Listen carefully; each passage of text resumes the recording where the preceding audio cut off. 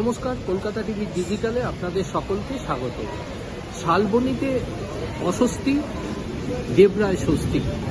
অভিষেক বন্দ্যোপাধ্যায়ের আত্মসহায়ক সুমিত রায়ের আগাম জামিন খারিজ হল শালবনীর এফআইআরের মামলা। অপরদিকে দেবরার মামলায় তিনি আগাম জামিন পেলেন, তবে শর্ত হিসাবে তাকে 10 দিনের মধ্যে তদন্তকারী অফিসারের কাছে হাজিরা দিতে হবে।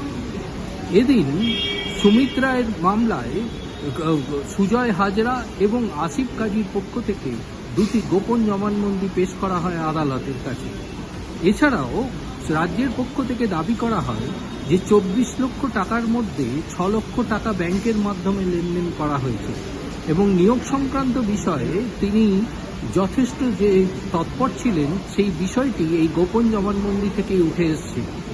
এই দুটি মামলার ক্ষেত্রে গ্রেপ্তার হওয়া দুই অভিযুক্তের গোপন জবানবন্দি থেকেই তদন্তকারী অফিসাররা এই সিদ্ধান্তে পৌঁছেছে যে এদের সঙ্গে সুমিত রায়ের যোগ ছিল।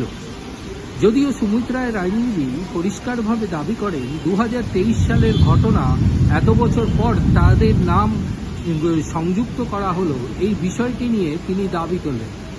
যদিও বিচারপতি তীর্থঙ্কর ঘোষ তিনি শালবনী মামলার ক্ষেত্রে তিনি আগাম জামিন খারিজ করে দিয়েছেন এবং সেই রায় দিতে গিয়ে বিচারপতির পর্যবেক্ষণ আদালতের কাছে যে গোপন জবানবন্দি অর্থাৎ গ্রেপ্তার হওয়া অভিযুক্তদের গোপন জবানবন্দি এবং নথিপত্র জমা পড়েছে তার ভিত্তিতে আদালত মনে করছে এই মুহূর্তে তার আগাম জামিন দেওয়ার সঠিক হবে না। সেই কারণের জন্যই শালবনী মামলায় তার আগাম জামিন খারিজ করে দিলেন বিচারপতি তীর্থঙ্কর ঘোষ। পাশাপাশি দেবরায় নিয়োগ সংক্রান্ত বিষয়ে তার যে আগাম জামিনের আবেদন ছিল তা মঞ্জুর করল বিচারপতি তীর্থঙ্কর ঘোষ। তবে 10 দিনের মধ্যে তাকে তদন্তকারী অফিসারের কাছে হাজিরা দিতে হবে।